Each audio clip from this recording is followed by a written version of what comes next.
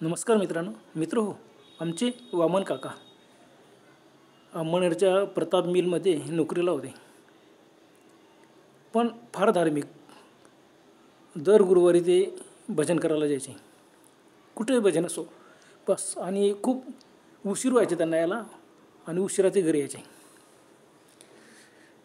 ते आमच्या घराच्या पाठीमागे बऱ्याच अंतरावर त्यांचं घर होतं. आणि ही गोष्ट 1980ची असेल. त्यावेळेला आमचा संपूर्ण प्लॅट एरिया होता. दूर घरं असेच होते. मातीचे घरं, काही पत्र्याचे घरं. आता अंमळनेरची प्रताप मिल म्हटलं म्हणजे भरपूर लोक मिलमध्ये कामाला होते. तसेच हे पण होते.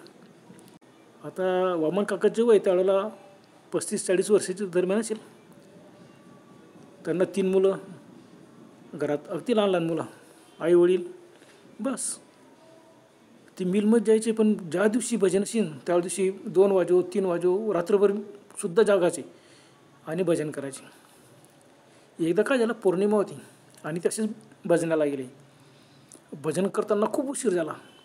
जवळजवळ 2 वाजून गेले होते आणि ते घरी यायला निघाले. आता त्यावेळेला ते स्वतः मिलमध्ये जायचे तर सायकलवर जायचे. भजन करायला गेले तर ते पैदलच गेले होते. त्यावेळेला मोटरसायकली वगैरे काहीच नव्हतं एवढं जास्त. आणि मिल कर्मचारी त्यांच्याकडे कुठून मोटरसायकल असणार, फक्त सायकल. पण भजन म्हटलं का तिथं सायकल पण न्यायची नाही. ते पैदल गेले आणि आलेत. आता 2 वाजून गेले ते रात्रीचे आणि चालत आले घरी. आता आमच्या घराच्या पाठीमागे बऱ्याच अंतरावर त्यांचं घर होतं आणि आमच्या घराच्या पाठीमागे त्यांचं घर आणि आमच्या घर याच्यामध्ये बरोबर मध्यभागी एक भले मोठं लिंबाचं झाड होतं. खूप जुनं होतं ते. म्हणजे पूर्वी आमच्या भागाचं पूर्ण शेती होती. शेतातले ते झाड होतं. आणि सर्व घर असे दूर होते. प्लॅट एरिया, गरीब वस्ती सर्व. कुणाच्या असं कुंपण वगैरे करायला काही हे नव्हते. आणि रस्ते पण झाले नव्हते. मग अशा पाऊलवाटा पडलेल्या होत्या. आता ते जे लिंबाचे झाड होते ते एकाच्या प्लॉटमध्ये होतं आणि तिथून अशी पाऊलवाट होती. त्या पाऊलवाट्याने ते घरी जायचे. सर्व लोक तसे वापरायचे.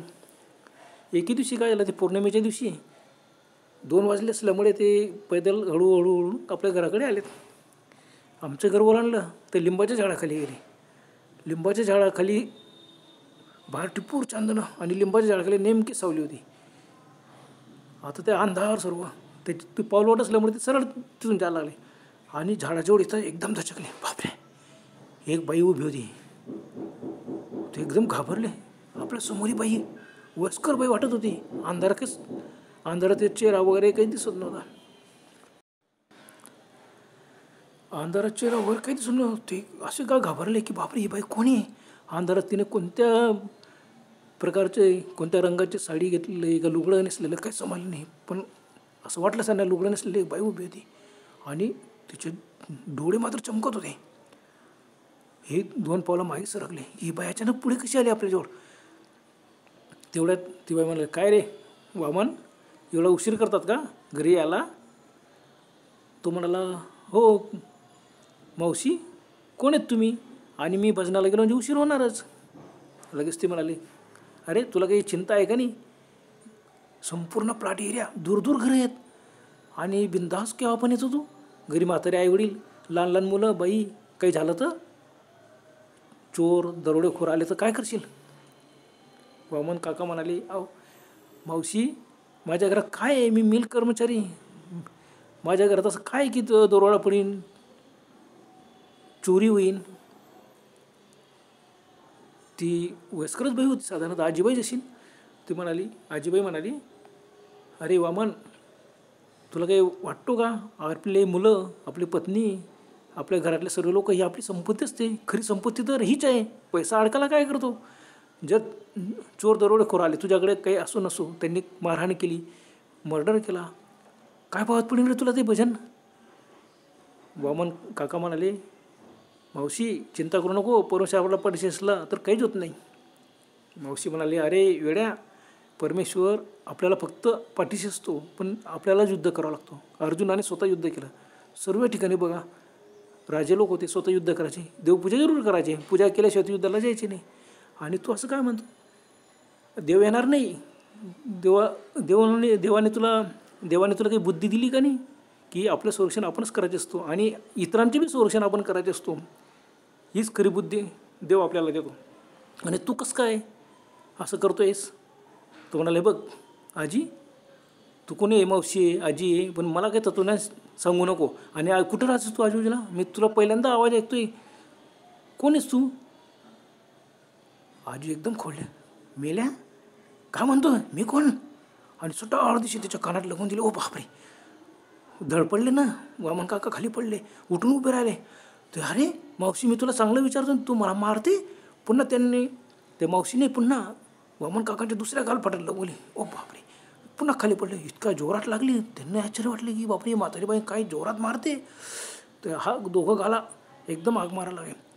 पुन्हा एक मारली. फटाफट दोन्ही गालात मारली आणि म्हणाले, इकड्या घरच्या लोकांचे संरक्षण करायला सोडून मला तू तत्वज्ञान शिकवतो आणि मला म्हणतो उलटा, थांब तुला बघतेच चांगले. आणि फटाफट मारणं सुरू केलं गालावरती. वामन काका एकदम ओरडायला लागले, मोठमोठा ओरडायला लागले, वाचवा वाचवा वाचवा. आणि एकदम इतक्या जोरात मारलं की खाली वाकले. खाली वागताच फटाफट 2-3 त्यांनी पाठीत रट्टे आणलेत. इतक्या जोरात रट्टे लागले की जीवाच्या आकांताने ओरडले. त्यांना वाटलं, बापरे बाई कोणी? अगदी बाप, इतकं जबरदस्त लागलं की ते एकदम घाबरले. त्यांच्या अंगाला एकदम खाटे आले. कोण? ते उठून उभे राहिले. तेवढ्यात त्या मावशीने पुन्हा त्यांच्या कानातलं बोली, मेल्या, स्वतःचे संरक्षण स्वतः कर, घरच्यांचं संरक्षण करायची जबाबदारी तुझी आहे. काय भजन करत बसतो रे आणि मला ज्ञान शिकवतो? देव कधीच येत नाही. तो फक्त आपल्याला बुद्धी देतो, आपणच संरक्षण करायचं. पुन्हा इतकं जोरात लगवली की वामन काका झळपडत बाहेर पडले, म्हणजे झाडाच्या सावलीतून बाहेर पडले. चंदन प्रकाशात आजूबाजूला संपूर्ण टिपूर चांदणा. त्यांच्या अंगाला एकदम खाटे आले होते. थरथर कापत होते. पाहिलं झाडाखाली तर कोणीच नाही. अरे बापरे, कोण होतं हे? मला का मारलं? भजनाला उशीर झाला म्हणून? एवढं चांगलं कामाला गेल्यावर सुद्धा मला मारलं? मग कशाचं? वामन काका एकदम पडतच सुटले. काही जास्त दूर नव्हतं घर. घरी गेले, जोरजोरात दरवाजा ठोकला, बाहेरच्या लाईट लावला. त्यांची पत्नी आली, आईवडील उठून आले. काय झालं रे वामन, तू एवढं काय घाबरला आहे? तसं बघा त्या झाडाखाली की नाही एक चुडेलने मला मारलं. हां, लगेच वडील म्हातारे असले तरी पक्के होते. त्यांनी काठी घेतली. घरातले त्यांची आई, बाबा, पत्नी त्यांनी पटकन पुढे गेले. बॅटरी का घेतल्या, बघितलं झाडाच्याच खाली अंधार होतं. आजूबाजूला टिपूर चांदणं, कोणीच नाही. खूप लांब पाहिला आणि दूर घरं. आता कोणाला विचारणार? आणि म्हातारी बाई एवढ्या रात्री कशी येणार? बस ते परत वापस गेले. वामन काका घरात आलेच होते. ते खूप थरथर कापत होते. बस ते बडबड करायला लागले की नाही, कोणतरी होतं, भयानक होतं. बापरे, बरं झालं तिने मला नरडं वगैरे दाबलं नाही. पण तिला काही करणं होतं, मला मारलं. मग वडिलांनी विचारलं, का बरं मारलं? मग वामन काकाने सर्व हकीकत सांगितली. त्यांना वडील म्हणाले, अगदी बरोबर, जी कोणी बी येशील, एक तर शेजारी पाजारची बाई येशील. वामन काका म्हणा, अहो शेजार पाजारची बाई तर सर्वकडे सुमसा, मी दूर घर आहे. मग ती बाई जाताना वगैरे दिसली असते ना. मी दूर फेकला गेलो, चंद्रप्रकाशात आलो, झाडाखाली सावली होती, काहीच नव्हतं. झाडावरती बाई चढेल का? आता यांनी पण सर्वांनी बॅटरी लावून पाहिलं. झाडावर वगैरे काहीच नाही. लिंबाच्या झाडावर बाई वगैरे मनुष्य कोणीच नाही. मग ते म्हणायचे, हे बघ तू फार मोठी चूक केली. कोणी असू दे, चुडेल असू का कोणी असो, तिने जे सांगितलं वामन अगदी योग्य सांगितलं. आणि हे बघ, खरंच याच्या पुढे जाऊ नको. मग कशाचं वामन काकांना रात्रभर झोप आली नाही. बाकीचे सर्व जागे होते ते म्हणायचे झोप. ते थरथर कापत होते. सकाळ झाली, त्यांच्या अंगात ताप भरला खूप. मग त्यांच्या वडिलांनी त्याला एका मांत्रिकाकडे नेलं. वामन काकांना दोरे धागे वगैरे केले बस. आणि 2-3 दिवसात त्यांचा ताप उतरला, एकदम शांत झाले. ते 2-4 दिवस कामावर गेलेच नाही मिलमध्ये. त्यानंतर वामन काका एवढं सुधारले, ते कधी भजनाला गेलीच नाही. कारण वडील म्हणाले, ती कोणी असो, तिने तुला योग्य मार्गदर्शन केलेलं आहे. याच्यापुढे लक्षात ठेव, भजनाला जरूर जायचं पण लवकर यायचं. पण एकदा भजनाला गेलं का वेळ होऊनच जातो. ते भीतीमुळे त्यांनी भजनाला जाणं सोडूनच दिलं.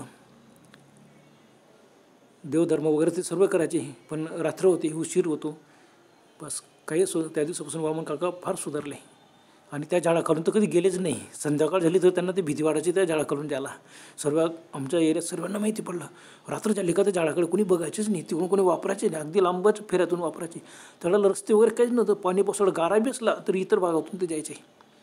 तर असं ही घटना घडलेली आहे आमच्या वामन काकांसोबत. आमच्या एरियातलेच येते ते, प्रथम मिलमध्ये कामाला होते. खरंच कोण होती ती? चुडेल काही एखादी देवी होती, तिने वामन काकांना योग्य मार्गदर्शन केलं, काही असो. पण असे काही प्रसंग येतात. बरं तर मित्रांनो, आजपुरतं एवढंच. पुन्हा भेटूया लवकर. तोपर्यंत गुड बाय.